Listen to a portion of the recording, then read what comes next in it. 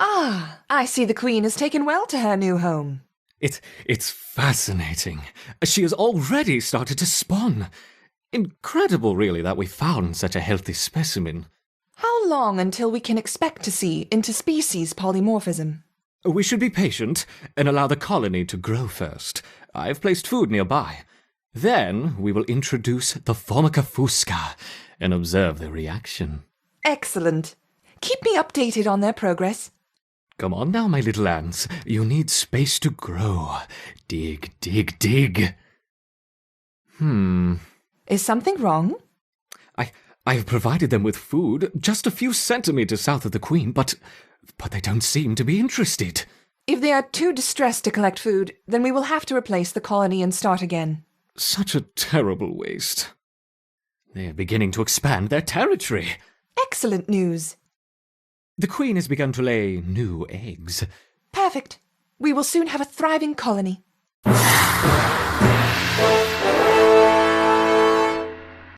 Is it feeding time already? Yes, our Queen is insatiable. How is the colony progressing? The Queen is exhibiting interesting new behaviors. I believe the colony is beginning to adapt.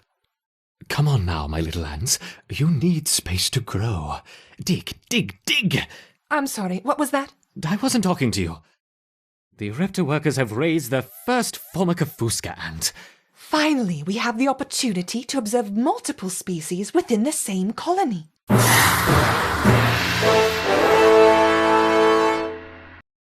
This Formica fusca queen has set up home beneath a rotting log.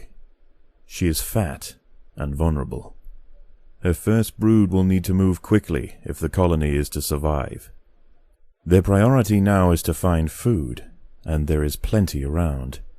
But there are other hungry creatures down here. The workers will need to be vigilant. Unfortunately, the Queen chose her colony's home poorly. This earth is infested with Grillotalpa, the European mole cricket. Growing up to 45 millimeters in length and with powerful forelegs, these beasts are masters of tunneling. The crickets have had their fill of roots for the day, and are now on the hunt for protein-rich invertebrates. This queen and her brood are in imminent danger of being devoured. The ants have encountered a pocket of woodworm. These defenseless weevil larvae will make an excellent meal for the colony. They will be butchered and carried off for processing. These wood lice will make a significant addition to the colony's larders, but they are clinging tightly to the ground. It's going to take some effort to dislodge them. The workers have uncovered carnivorous larvae of Ocypus olens, the devil's coach horse. They are born ready for combat, with powerful slicing mandibles for chopping up their prey. They are still small, however, and must undergo a final pupation before their armor is fully developed. If the ants are fast, they should be able to overwhelm these critters. If the ants had disturbed the adult of these larvae, the outcome for the colony may not have been so fortunate. They must expand with caution. The ants have stumbled into the path of a fully developed devil's coach horse beetle, and it's hungry for breakfast. The beetle is almost 4 times the size of a black ant, and protected by thick plates of external armor. Whilst it bites at the tiny defenders, it sprays foul-smelling secretions from the end of its raised abdomen, disorientating the ants. A mole cricket is burrowing into the nest. The ants must mount a defense quickly, or their brood will be forfeit. Mole crickets are burrowing into the nest. The ants must defend in multiple locations at once. The devil's coach horse is dead. Its corpse will provide food to support dozens of new brood. This Formica fusca colony has now established itself as a rising power in the undergrowth. Soon their territory will need to expand above ground, where new challenges await. For the time being, however, the Queen is safe. The Queen has fallen. Her body will be dissected and her untended brood pillaged. Most young ant colonies will end this way. Just another meal for the creatures of the undergrowth.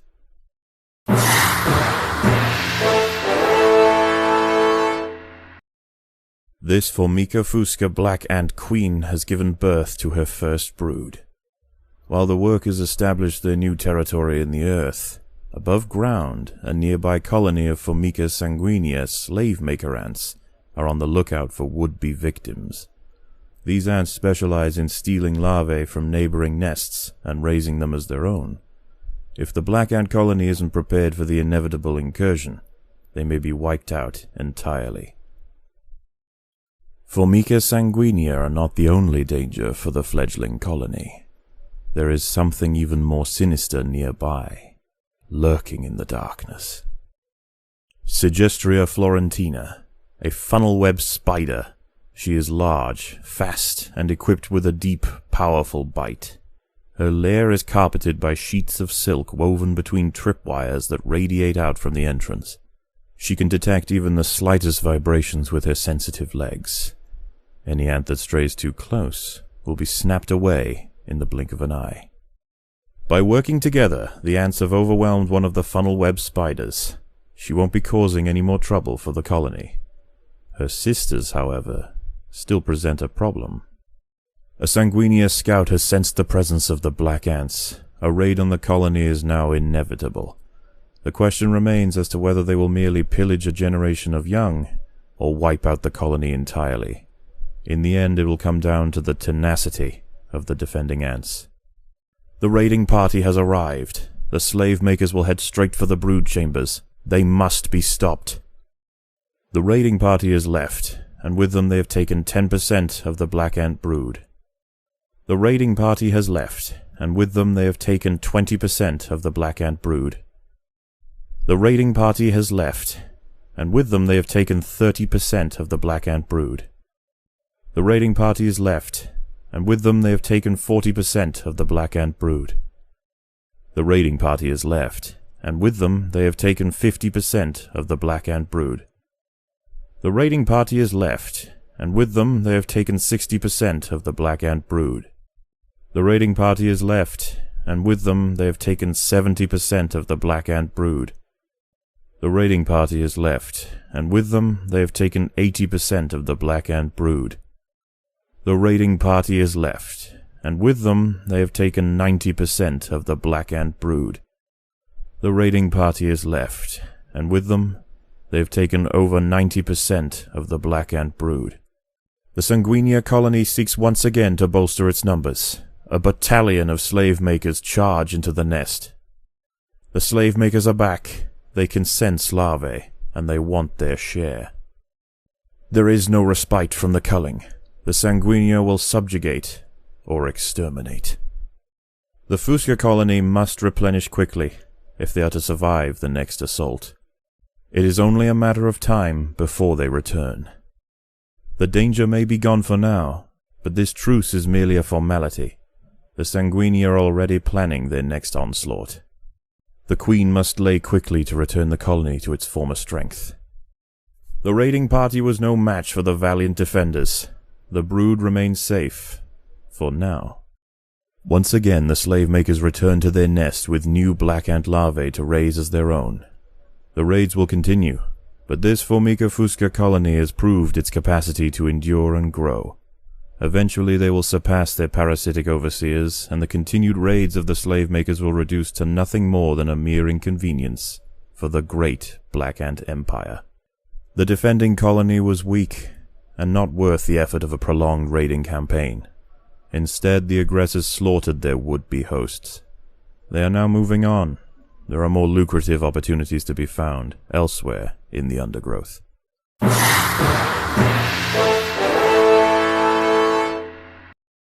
think it is time we connected the outworld to the feeder colonies. I want to see how these eruptors respond under pressure. I will prepare the experiment. Let's begin with a small threat. Connecting the fusca colony now. I will let 10 through to start with. The eruptors identified the threat and responded very quickly. Excellent. Let's see how they handle a few more, shall we? Introducing 20 Formica fusca ants. Our eruptors have neutralized the threat to their queen. Good. Continue the experiment and let me know the results. Don't add more than 30 ants at once, though. We don't want to harm the queen. Understood. I wonder how they will react to a rival Orepta colony. Introducing 40 rival Orepta ants. Excellent. Introducing a further 50 rival Orepta ants. Fascinating. Now let's try 60 Orepta ants. A superb response. What about a combination of Orepta and Fusca? Let's start with 20 of each. An unconventional defense, yet highly effective. It's interesting to see the colony fight on two fronts. Perhaps we should try 30 of each. Magnificent! Once again, our Oreptas triumph. The colony's ability to withstand such overwhelming assaults is incredible. I wonder, how will they handle a sustained flow of aggressors? Let's make things a little more interesting, shall we? Enter the Devil's Coach Horse. Whoops! I seem to have dropped my beetles. I hope they don't harm the little ants. Perhaps that's enough for now. How has the colony been responding? They mounted an excellent defense against 20, 25, and even 30 Fusca ants, as you suggested. Perfect. Perhaps we can provide more of a challenge for them next time. What a fantastic suggestion. What is going on? What happened to the Queen? The ants were weak and confused. We should start again with a healthier colony. Very well. Purge the Formicarium. Let's see how the colony grows over the next few days. Now that they have experienced battle, I expect to see a significant rise in the number of soldiers. The Orepta workers have raised their first Formica ant. Incredible! I wasn't sure it was even possible.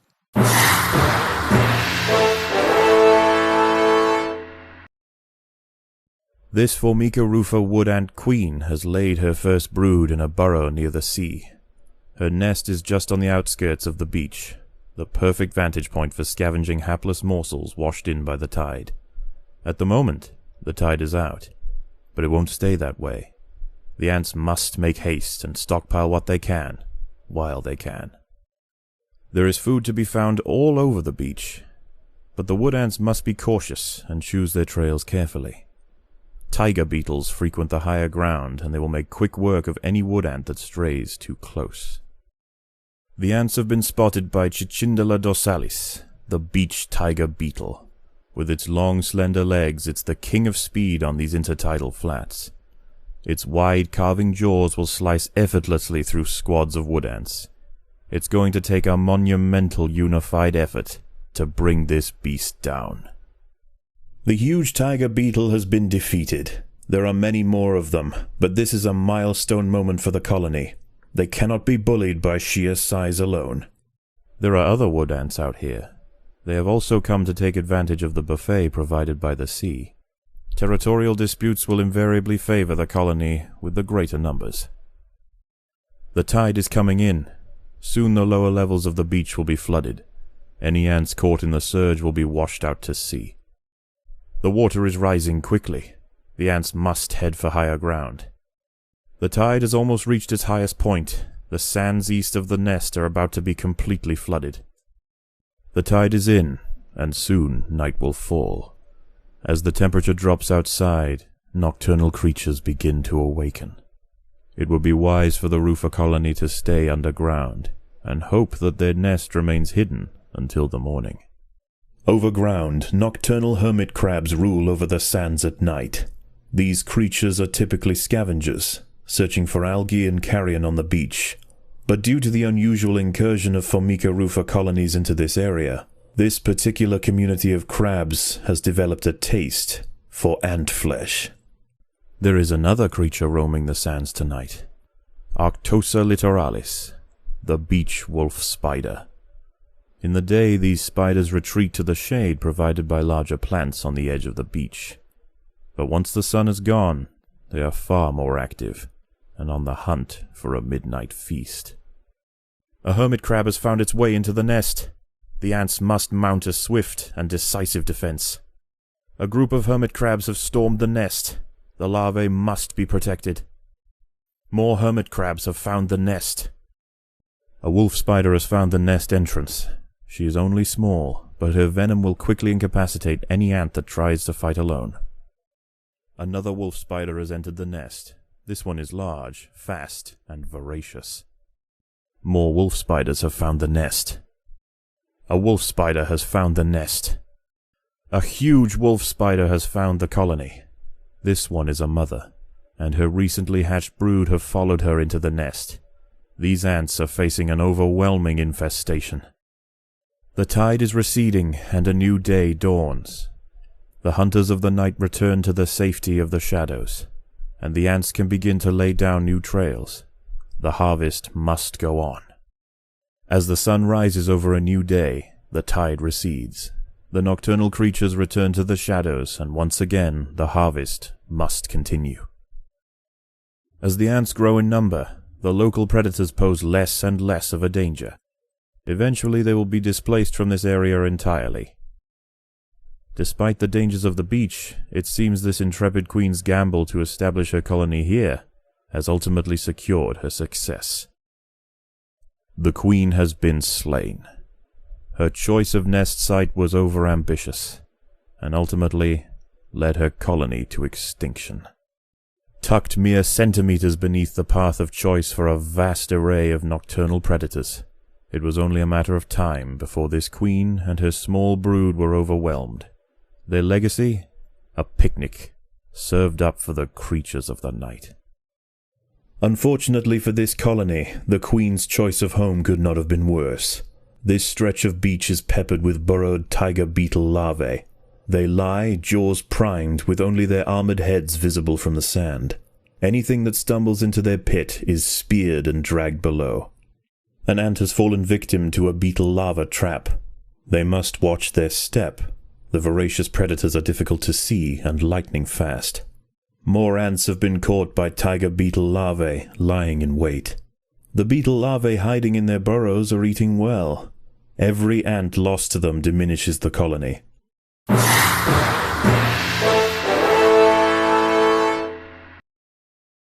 A number of small Formica, rufa, and Fusca colonies have established themselves on this beach. Those nearest to the water's edge have enjoyed the first pick of the washed-up seafood for the past few days. However, as the sun and moon near alignment and the first spring tide of the month approaches, high tide draws nearer to these intrepid ants. Seemingly aware of their circumstances, these colonies are preparing to relocate to higher ground. There is only one way up the bank, and the route is currently occupied by a small rufa colony. These defenders will have to hold their ground against the oncoming siege. It will be 3 days before the high tide washes away the competition. If the colony survives, it will inherit the beach, but this won't be an easy fight. Although the nests nearer the water have better access to the food washed up by the sea, this rufa colony need not starve. The plant life growing nearby is home to herds of grey aphids. As they feed on plant sap, these tiny insects excrete droplets of honeydew, which the wood ants find irresistible. They need only protect the aphids from danger to receive a constant supply of sugary liquid. Doing so is not always simple, however. Hungry ladybird beetles know exactly where the aphids like to graze. They can strip an unguarded stem bare in a mere matter of minutes. The ants will need to keep a close watch over their flock. A party of Formica Fusca black ants are heading inland. The high ground rufa colony must defend their territory. The rufa colony on the low ground are sending troops to clear a path for their queen. The high ground colony must keep them at bay. The rufa colony are sending another assault. They are desperate to reach higher ground. More soldiers are emerging from the rufa nest.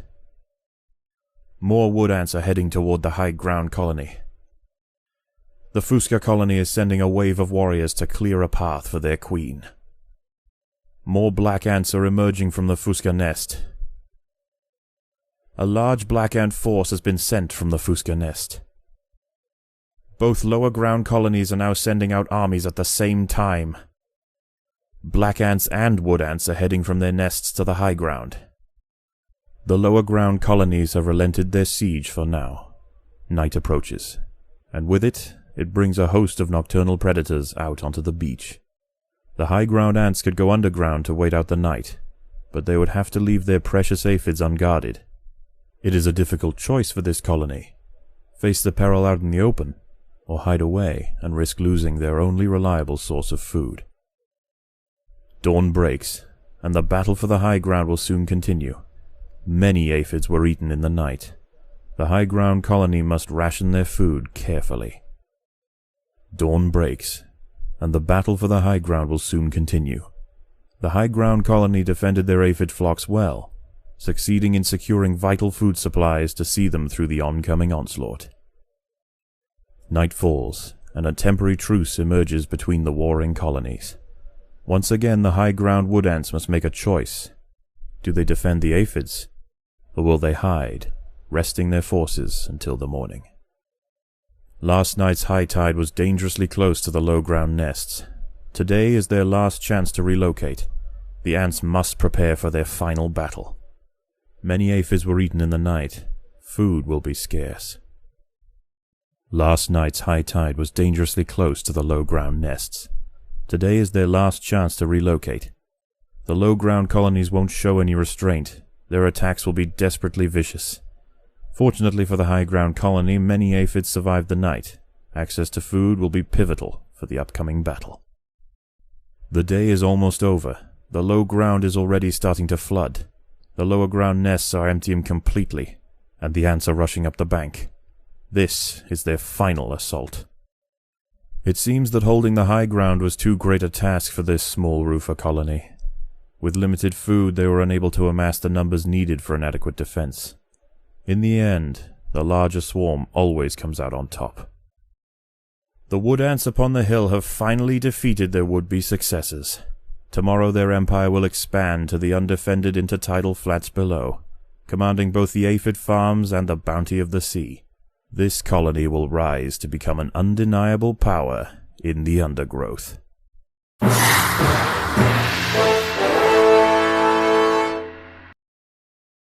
The colony seems to have made significant progress. Perhaps it is time we began Phase 2 of the trial. Agreed. I will prepare the feeder colonies. Let's ease them in with a familiar disturbance. Introduce 20 Formica fusca ants. The Fusca colony is attached, and the ants are on their way. I see they haven't lost their potency. Now let's try the Formica rufa ants. The Rufa will be more aggressive. Our Ereptors will need to put up a strong defense, adding 20 Rufa ants. Once again, our Ereptors have neutralized the threat to their queen. Good. Continue the experiment as before, but don't push the colony too hard. Of course not. That would be irresponsible. Introducing 40 Rufa ants. Excellent defense. Increasing to 50 Rufa ants. Good, good. Now, let's see how they handle the Rufa and the Fusca invaders. We will start with 30 of each. A wonderful victory on 2 fronts. Perhaps we should try 3 colonies this time. Introducing 30 of each, Rufa, Fusca, and Ereptor ants. A marvelous victory! I wonder how long they will survive against a sustained flow from all 3 colonies. Let's see. You are doing well, my intrepid Ereptors, but what's this? A giant tiger beetle has joined the fray. And another, and another. Oh no, 3 tiger beetles. Good work, my little ants. But what's this? 1, 2, 3, 9, 10 wolf spiders. It hardly seems fair. Yes, yes! Victory to the Ereptor! What's going on here? Yes, the ants performed excellently against the Rufa. They just staved off an attack from 40 Rufa ants. 40? I think that's enough for now. We don't want to overstress them. Agreed. What is going on? What happened to the queen? The ants fell victim to the Rufa's formic acid spray far too quickly. We should start again with a healthier colony. Very well. Purge the Formicarium. Continue to watch over the Formicarium. Additional experiments will be on hold for the time being. I understand. No more tests.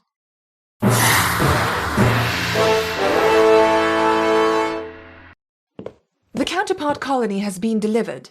We need to commence preparation for the final experiment. After that, we can dispose of the specimens and close the project. You should begin transplanting our ereptors into the modular Formicarium, and be careful with the queen. Yes, I know how to use a trowel. Ugh. Close the project? Bah! Did you hear that? Final experiment, my foot! I'm in charge of the colony, and I will decide when we've finished testing. There. All set in your new home. Grow quickly, my little ants. We have lots of work to do. Has the colony been prepped for the final experiment? The rehousing was disruptive. The ereptors need time to stockpile food for a fair taste. Very well. Oh, the ereptor workers have raised the first Atacephalotus ant. Very good. I look forward to seeing how they integrate into the ereptor hierarchy.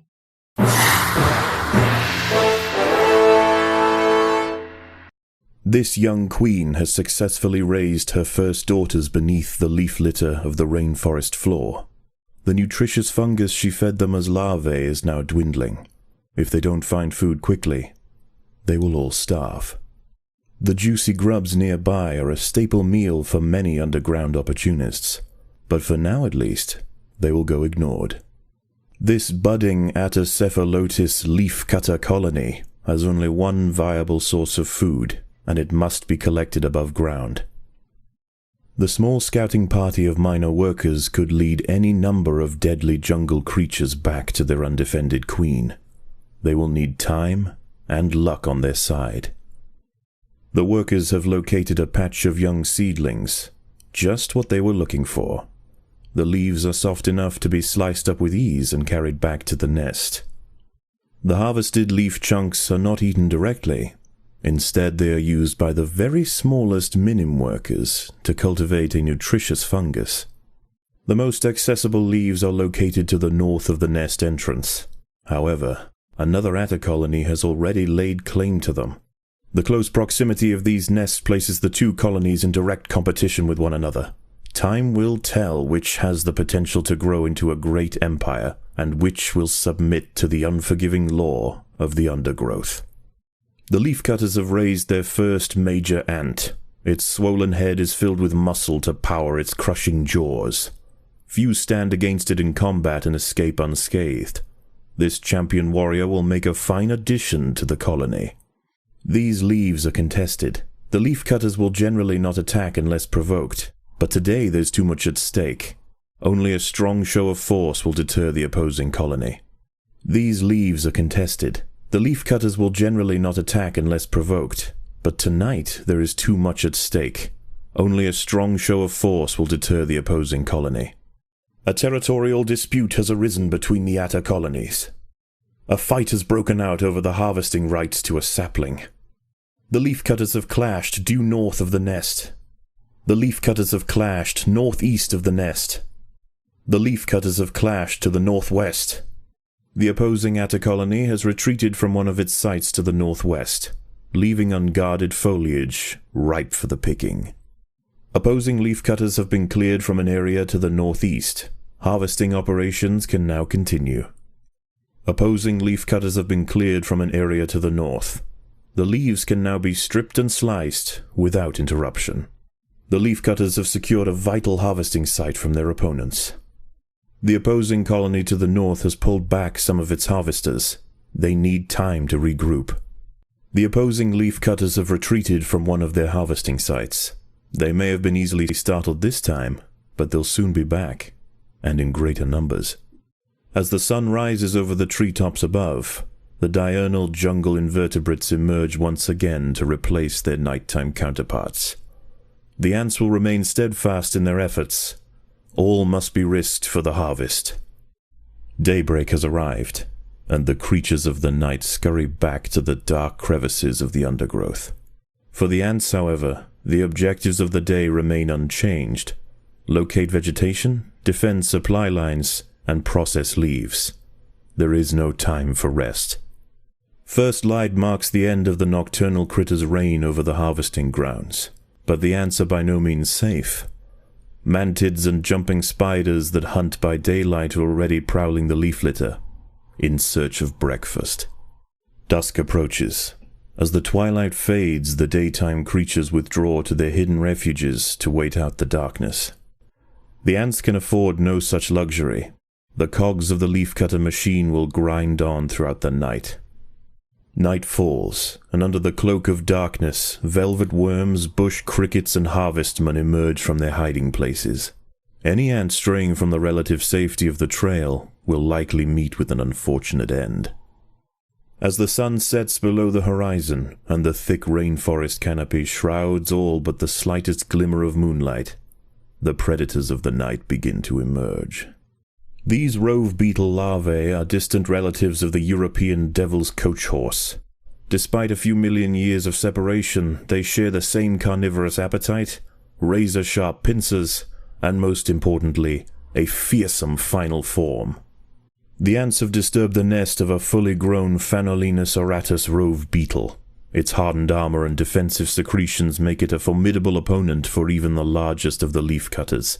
It will take significant numbers to subdue it effectively. An ant has fallen prey to a wandering harvestman. Its long, slender legs keep its vulnerable body elevated high above the leaf litter, and when threatened, it can release strong-smelling odors to deter other predators. A stern response will be needed to drive this striding nuisance away. Overwhelmed by the defensive leafcutter forces, the harvestman decides to make a swift exit.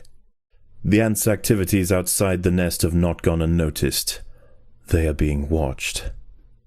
A brightly patterned jumping spider, Secasviri D. purpureus, has subdued one of the workers. This expert solo hunter combines extreme agility with incredible forward vision, allowing it to pounce on unsuspecting prey with pinpoint accuracy. A Paracanthus varius bush cricket has spotted the ants. Its thorax and appendages are adorned with sharp protruding spikes, offering 360 degrees of protection and turning its substantial forelegs into a pair of deadly flails. This spiny devil will not easily be deterred. One of the ants has fallen prey to a young, leaf-mimic praying mantis. Once in range, its long razor-clad forelegs can ensnare and impale victims with lightning speed. A fully grown Pseudoxiops peripulchra leaf-mimic praying mantis is grazing amongst the vegetation. Not only is it more dangerous in its final instar, with near-perfect camouflage against the leaves, it is also a master of stealth. Leafcutters aren't the only ants nearby. Whilst the two atta colonies joust for territory, Odontomachus bauri trapjaws roam the clearing. They can be found hunting alone or in small packs for vulnerable invertebrates to take back to their nest. They use snapping jaws to bludgeon their targets, exerting 300 times their body weight in a single blow. The queen is dead. Her royal guard was slaughtered and her chambers unceremoniously ravaged. The scavengers of the undergrowth will eat hearty tonight.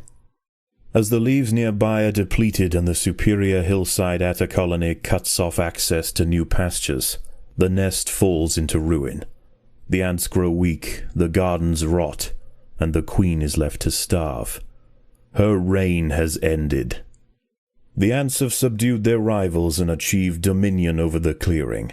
As the competition withers, they will extend their territory in all directions, firmly establishing their agricultural empire.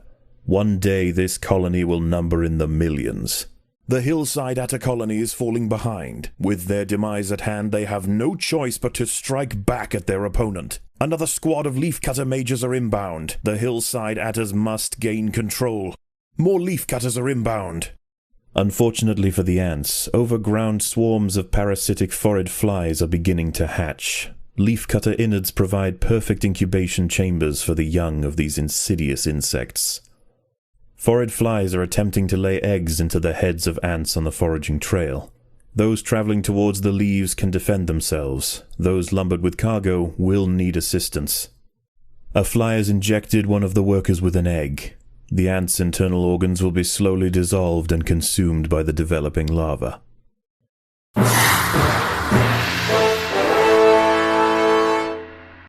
This small leafcutter colony has established a foothold in a clearing near the base of a tree. Their location provides prime access to lucrative harvesting grounds which have gone unchallenged for the past few weeks. However, unbeknownst to the ants, the peace is about to be broken. A scourge is drawing in. It will be here by morning.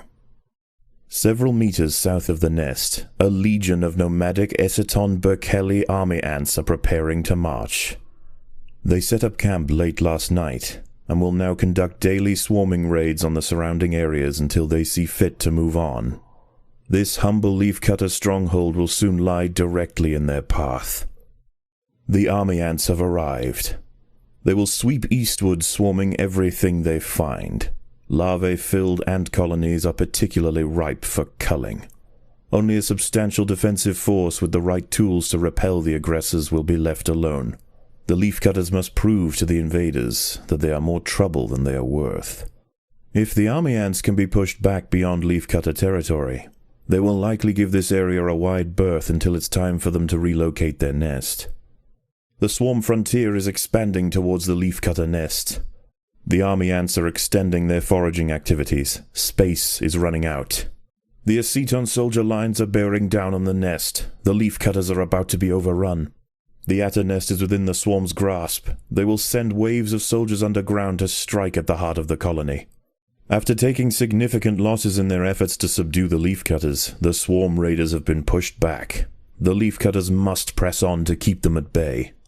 The leafcutters are causing problems for the army ants, and the swarm frontier is beginning to recede. Pushing eastwards is proving to be inefficient for the swarm. They will fan out in other directions. The army ants are finding the atta colony difficult to deal with. Less troublesome prey can be found elsewhere. The atta soldiers managed to prevent the enemy scout from returning to the swarm. The leafcutters have been spotted by a troop of army ant scouts. If any escape, they will call for reinforcements. An army ant scouting party has spotted the leafcutters. They must not be allowed to report back to the swarm. The leafcutters have been spotted by a scout. If it escapes, it will call for reinforcements. An army ant scout has spotted the leafcutters. It must not be allowed to report back to the swarm. Occasionally, scouts will head out from the swarm frontier in search of live prey for the horde. If they find anything of significance, they will call for reinforcements.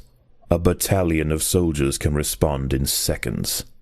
An enemy scouting party has alerted the swarm to the presence of the leafcutters. Army ant scouts have reported recent leafcutter movements back to the swarm. Enemy reinforcements are inbound. The leafcutters allowed an enemy scout to escape. A battalion of soldiers is inbound. An army ant scout has reported recent leafcutter movements back to the swarm. Enemy reinforcements are inbound.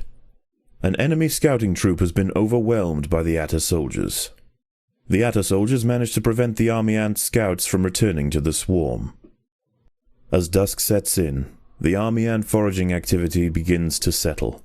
The Essiton forces are reconvening to join a giant bivouac formed of their own bodies where they will wait out the night. For the attas, this is the perfect opportunity to stockpile leaves. As daylight fades, the army ferries the last of the day's spoils back to the bivouac for the evening feast. They will return at first light. The day is nearly over. The army retreats, and a relative tranquility sets in across the rainforest floor. The army is returning to camp, and once again the nightly truce is founded. The jungle stirs. The sound of panicked arthropods running from danger can be heard throughout the leaf litter, and the antbirds are circling overhead. The swarm has returned. Free reign of the harvesting grounds is about to be cut short. The swarm has mobilized. Dawn has broken, and the night critters run for cover. The army ants are on the march. Once again the swarm raiders return, and the battered soldiers of the atta ranks stand to meet them. The ants have uncovered a Heterophrenius Battersea whip spider hiding beneath the leaf litter. This unnerving arachnid feels its way through the undergrowth with modified antenna-like forelegs. When it finds a target, it snatches forward with enormous pedipalps, impaling its victim on deadly spines. The ants have drawn the attention of a Heterophrenius Battersea whip spider. This unnerving arachnid feels its way through the undergrowth with modified antenna-like forelegs. When it finds a target, it snatches forward with enormous pedipalps, impaling its victim on deadly spines. The ants have uncovered a whip spider hiding beneath the leaf litter. It will need to be dealt with before excavations can continue. One of the foraging trails has drawn the attention of a whip spider. The ants must defend themselves. The threat from the whip spider has been eliminated. The ants were fortunate. This specimen was only a few months old. A fully grown adult would not have submitted so easily. A fully grown whip spider has detected the presence of the leafcutters. With supreme prowess, this gargantuan night hunter can knock back, swipe, and lance even the toughest major soldiers. A considerable sustained flow of resistance must be called upon for the colony to stand any chance of dissuading this legend of the undergrowth. The whip spider has fallen. The colony sacrificed many brave soldiers to pacify this beast. The queen will now work quickly to spawn their replacements. These rove beetle larvae pose a serious threat to the minim workers. They will need to be exterminated quickly. An adult Plocionoceros fulgens rove beetle has been disturbed by the ants. Left unchecked, this angry critter could cause some serious damage. A number of adult Plocionoceros fulgens rove beetles have been disturbed by the ants. Left unchecked, these angry critters could cause some serious damage. As the last of the atta defenders fall, swarm raiders pour into the heart of the nest. They butcher the queen and drag her larvae out into the sunlight. Against the might of the Aceton army, this insignificant colony didn't stand a chance. Against impossible odds, the soldiers of the Atta stronghold met the tyrannical intruders with ferocious defiance time and time again. Unable to break their lines and after tremendous losses, the army ant swarm has finally elected to move on. For the leafcutters, the ultimate trial is over. To make matters worse, overground swarms of parasitic phorid flies are beginning to hatch. Leafcutter innards provide perfect incubation chambers for the young of these insidious insects. Phorid flies are attempting to lay eggs into the heads of ants on the foraging trail. Those traveling towards the leaves can defend themselves. Those lumbered with cargo will need assistance. A fly has injected one of the workers with an egg. The ant's internal organs will be slowly dissolved and consumed by the developing larva.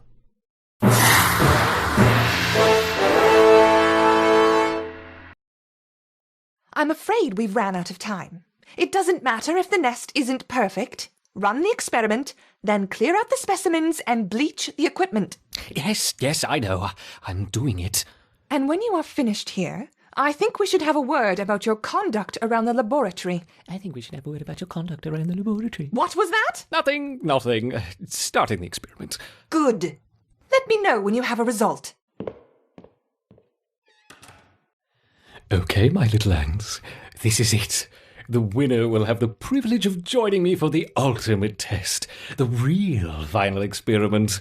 The loser will be relegated to the waste disposal. The Formicariums are connected. Let the war commence! I wonder which colony will strike first. Come on. Come on. Out you go. Hurry up. Hurry up. The Ereptors finally meet. Interesting combinations. I wonder which is more effective. Retreating back into the nest? Oh, we can't have that. Perhaps you can be coaxed out with a few whip spiders. This is no time to retreat underground. Perhaps our Ereptors can be coaxed back out with a few rove beetles. Come out! Yes, perhaps more whip spiders are needed. Perhaps more rove beetles are needed. The great battle has disturbed the praying mantis. Most of our Ereptors are fighting very far from their nest. I wonder, what would happen if their queen was threatened? Yes, these mole crickets should reveal the relevant behaviors. Things seem a little Too easy for our Ereptors. Perhaps I should level the playing field. Ha! Our Ereptors are beating back their counterparts. Victory seems within their grasp. But what's this? Could it be the almighty hand of God? Ha ha ha ha! Quickly, my little Raptors.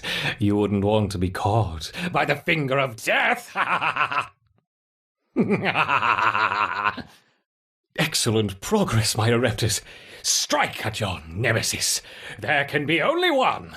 Yes, good, yes. Yes, yes. Get her, yes. Oh, dear. Could our colony be in trouble? Be careful, my queen. I'm not finished with you yet. Perfect! I knew my Raptors would prevail. Now we can prepare for the real... Have you finished yet?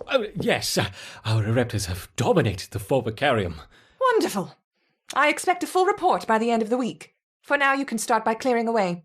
Make sure anything contaminated with that jelly goes straight to the incinerator. Yes, very good. Pathetic, useless ants. Perhaps this new colony will prove to be a superior research subject. Jelly to the incinerator. The jelly is for my ants, and no one is going to take it away from you.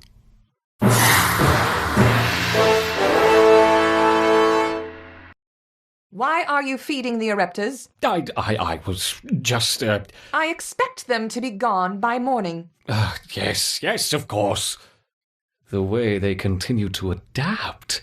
It's almost as if they have a goal, a purpose. Are you going to deal with the ants or not? Yes, I'm doing it. Just wiping down the surfaces first, yes. Making sure everything is nice and clean. Look at you. Dig and grow, dig and grow. I'm becoming concerned about your obsession with these ants. Oh, well, I was... Please just get rid of them. Yes.